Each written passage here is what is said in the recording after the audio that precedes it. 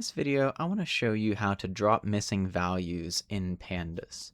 So we're going to be working with our code in Python. We're going to use Google Colab here in the browser. And this is a really fundamental task to do whenever you're first working in data science or whenever you first get a data set to work with, because data often comes with holes in it. There's often missing values, especially whenever you're looking at data sets that have gone across many different desks. There's bound to be holes there. There's bound to be, somebody that didn't quite fit out their survey the whole way. There's bound to be somebody that was finishing up for the day and, mistyping in the last row in Excel. There's all kinds of reasons for there to be missing values. And one of the easiest things to do to manage these missing values, if you can, without compromising the statistical integrity of your data, is to just drop them. Okay, and oftentimes if you just have a few missing values, you can just drop it. Okay, and that's what we're going to do today. I'm going to show you how to do that. The first thing to do is to identify missing values. So you have to figure out where they are, how many you have, what you're working with. So we're going to go ahead and import pandas to do our data science. We're going to import Seaborn just to get the penguins data set. That's just some sample data we can use. Okay, so we'll go ahead and make our data frame. We'll call it penguins. We'll load in the penguins data set from Seaborn. And as you can see here, it has various columns, including species, island, some measurements from the penguins, and the sex of the penguins. There's some categorical values, and there's some numerical values there as well.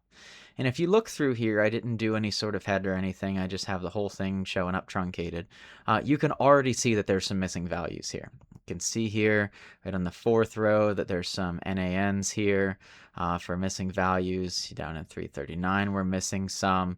And you can imagine that if you had gone through the rest of this, you'd probably find some more because there's 344 rows here. So chances are there's more than just these two that have some missing values. Okay, you might be missing some species along here. You might be missing some of the sex. You might be missing some islands. How do you figure that out? Okay, so the easiest way to do this is to just do a quick little count. Okay, so what you can do is just do a quick little count to find out your missing values. So we're going to make a little object here called missing counts, just a quick little temporary thing here. We're going to set it equal to our penguins data set, our penguins data frame, and then we're going to use the isNA method to count up isNA. Okay, so we're going to look for these NA values throughout our data table. Okay, look for these missing values. And then we're going to add a .sum method at the end of it to count those up. Okay, because we just want to count them up. We don't need to find out where they are. We don't need just the trues and false booleans. We need to just know the number. Okay, and then we're just going to go ahead and print that. And if you look, this is what comes up.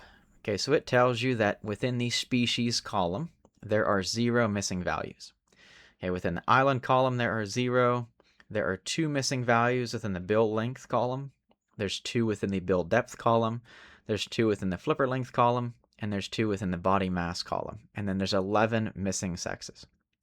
So you can see that out of 344 rows, there's really not a lot of missing data here, okay? If you were doing something crazy like statistical analysis on this, working with patient data, working with very, very critical financial data, it's always good to figure out why those values are missing, okay? Like for instance, this Gen 2 penguin here, why is this missing? Why are there missing values here? Was it something in the field that was an issue? Is there something along the pipeline that caused this? It's always good to figure out why, okay? And it's always good to figure out 2 other ways you can impute values. I have some videos coming that will show you how to do that if you're interested in learning how to impute values. But for now, let's just say it's safe to just drop them. Okay, let's say that, for whatever reason, it's validated to just drop values, which sometimes it is. Okay, we're just going to drop the values. Okay, I'm going to show you how to do that. Okay, so as you can see, there's going to be a couple different ways you can do this. Okay, the first is the most common way to do it, and it's just to drop out the rows that have missing values.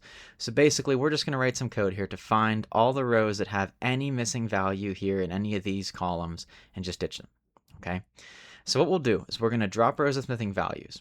We're going to create a new data frame called penguins with clean rows. Okay, so penguins underscore clean underscore rows. We're going to set it equal to our original penguins data frame, okay? And we're going to do a drop NA method here, okay? So you can see it says .drop NA. Okay, and what this is going to is it's going to go down through and it's going to find the NA values, okay? And it's just going to drop them, okay? And what we're going to do is, since we're looking to keep all of our columns, we're just dropping our rows. we're going to set our axis to 0. Okay, and that's going to say, you know, go along this, okay? Go down and search every row, okay? And if you find a row that has a missing value, get rid of it. Okay, but keep all the columns, okay? It's the most common way to do it. Whenever you go ahead and print this out, you'll see that we went from 344 rows. Now, took out those missing values, we're down to 333 rows. Okay, so it got shorter. We have a smaller data set here now, okay? One important thing to do whenever you do this, okay, you have, notice a cleaner data set here, but notice this index over here. Notice there's something a little bit funky with it. Okay, Python 0 index, so start at 0. 1, 2, where's 3? Okay, 4, 5, okay, 338, where's 339? 40, 41, 42, 43, okay, something's funky here. Okay, and these ones that are truncated are probably still pretty funky too.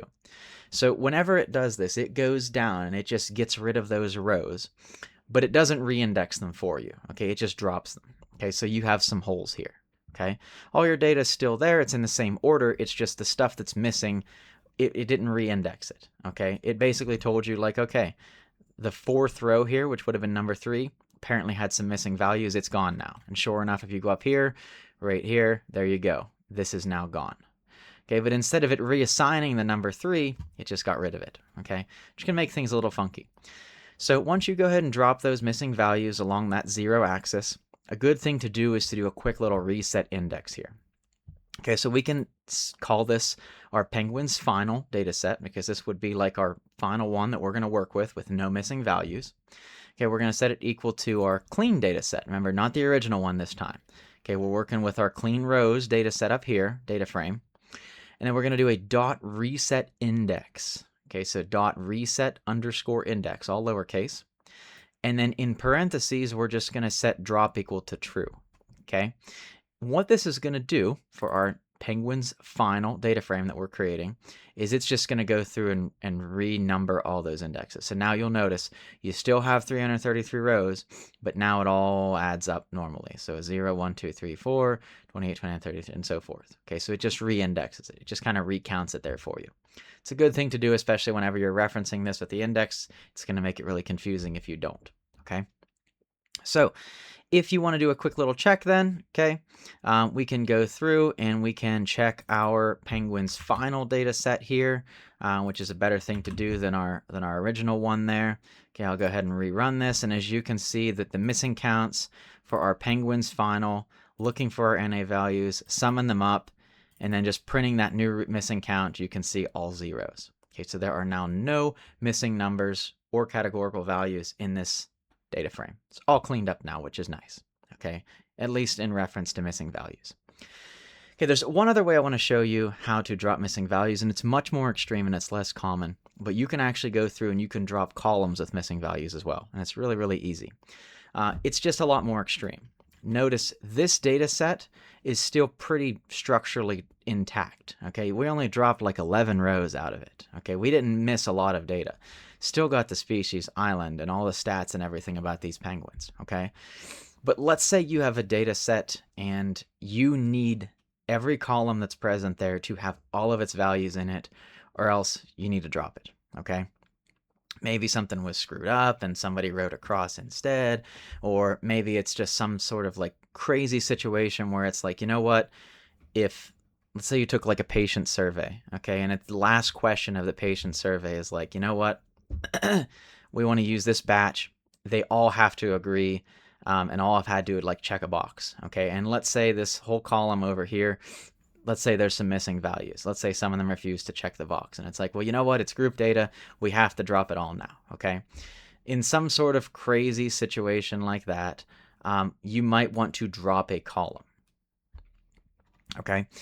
So if you ever want to do that, okay? And that might not have been the best example. It's kind of hard for me to think off the top of my head examples for this, but it comes up sometimes in data science here. Okay, so if you want to drop a column with missing values, okay, this is much more extreme. Again, it's going to drop entire columns, not just rows. You can just make a new data frame here. We'll call it Penguin with clean columns. Okay, we're going to set it equal to our original Penguins data set. We're going to do a drop NA. This time we're going to set our axis to 1. Okay, so basically instead of it searching down the rows now, it's going to search across the columns. And then notice whenever we print out our new data frame there, notice that it has just these two columns because they were the only ones that had the data there. Okay, they were the only ones that had everything we need. Okay, every one of these other columns had some missing values somewhere, so they got dropped. Okay, which if you look back at the top in our original count, sure enough, species and island had 0 missing values. Everything else had either 2 or 11 missing values. Okay, so again, it's a much more extreme version. Doing this, it cleans up your columns. If you do the clean columns missing count, you can see there's obviously 0 in either. It's just not quite as common to do this because, again, it really chops up your data. Okay, notice whenever you did with this particular data, whenever you went through and just said, hey, if there's a missing value, just drop that row, we kept most of our rows, okay? And this can now be worked with. You can do whatever you want with it, okay? Notice when you do this, you're kind of just left with species and islands. So in this particular example, this isn't very useful, okay? You would want to use just the drop rows. You'd want to set the axis to 0 and just drop the missing rows, okay? But that's another way to do it in case you ever come across it. Again, all you do is just change that axis from 0 to 1, and it'll drop your columns instead if there's any missing values in them. Okay. Again, it's pretty extreme though, because if species had 1 missing value here out of 344, it would have dropped the entire column, which is, again, pretty extreme. Okay. So that's all for this video. Hope you learned something about dropping missing values. Got a little refresher on counting them up there. Thank you for watching. Hope you have a fantastic day. And if you like what you saw, please like and subscribe for more videos on data science.